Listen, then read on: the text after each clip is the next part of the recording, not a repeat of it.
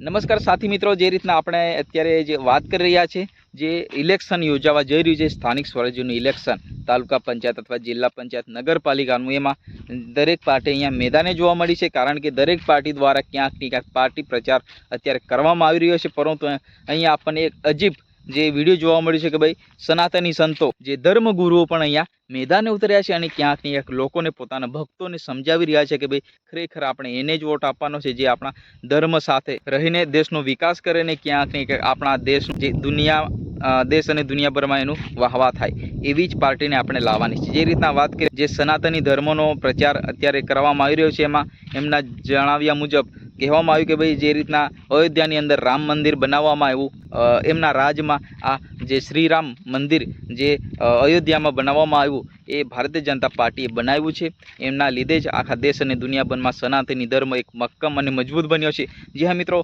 જે સનાતની ધર્મના ધર્મગુરુએ જે રીતના એમનું નિવેદન આવ્યું, એ પણ આપણે જોઈ લઈએ, સાંભળી લઈએ.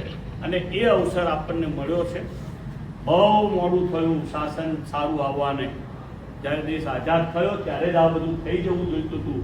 હવે થયું, કઈ વાંધો નહીં, મોડું તો મોડું, પણ આપણે આ શાસનને ગુમાવવું નથી. બીજા રાજ્યોને જે કરવું એ કરે, પણ આપણે ગુજરાતે તો કાયમ માટે ઉદાહરણ બનવું છે. બધાએ તમારે એવું વિચારવાનું કે હું પોતે જ યોગી આદિત્યનાથ છું, હું પોતે જ ગૌતમ સ્વામી છું, હું પોતે જ ચૈતન્ય શંભુ મહારાજ છું, હું જ શંકરગીરી મહારાજ. મારે શું કરવાનું, મારે વિચારવાનું. મારો મત તો કાયમને માટે જે રાષ્ટ્રને પોષશે એને આપવો, અને એ પણ ભારતીય જનતા પાર્ટી છે, એને જ મારે આપવું. એવું નક્કી રાખવાનું, જીત રાખવાનું. એમાં કોઈ આમાં બે એક નહીં. કોઈ કે તું ભાજપનો એજન્ટ છું કે આ મને મંજૂર છે, જા. અમે શું કરવા છીએ એના? તો અમે તો રાષ્ટ્રવાદને પોષીએ છીએ, કોઈ વ્યક્તિને નથી ઓળખતા. શ્રીમદ ભગવદ્ ગીતાજીના પાઠ કોઈ શાળામાં જ્યારે બોલાશે ત્યારે આપણને એમ થશે કે વાહ ભાઈ વાહ, આવું કોણ કરી શકત? આવું કોનાથી થાય? તમે બધાએ રામ મંદિરના કોઈને દર્શન કર્યા કે ના કર્યા મને ખબર નથી.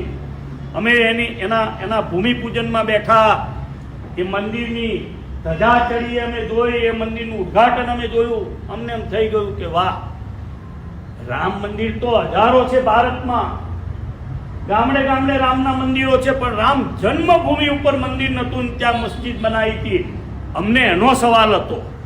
અમારા આરાધ્ય દેવ જ્યાં બિરાજતા હતા, ભગવાન શ્રી રામ, એને મુસલમાનોએ તોપથી તોડી નાખ્યું હતું. ને એ મંદિર બનાવવાનું કામ જે પાર્ટીએ કર્યું, અને ડંકાની ચોટ ઉપર અત્યારે કહે છે કે રામ મંદિર અમે બનાવ્યું છે. કોઈ કોમવાદી અમને કહેવાય, ભલે અમને કહો. આવું કહેનાર જો કોઈ હોય તો એ ભારતીય જનતા પાર્ટી. એટલે આપણે કોઈના એજન્ટ નથી. આપણે તો આપણી રીતે આપણી સંપૂર્ણ સત્તા, આપણી ધર્મ સત્તા છે, પણ ધર્મ સત્તા એને ટેકો આપે છે કે જે ધર્મને ટેકો કરે છે.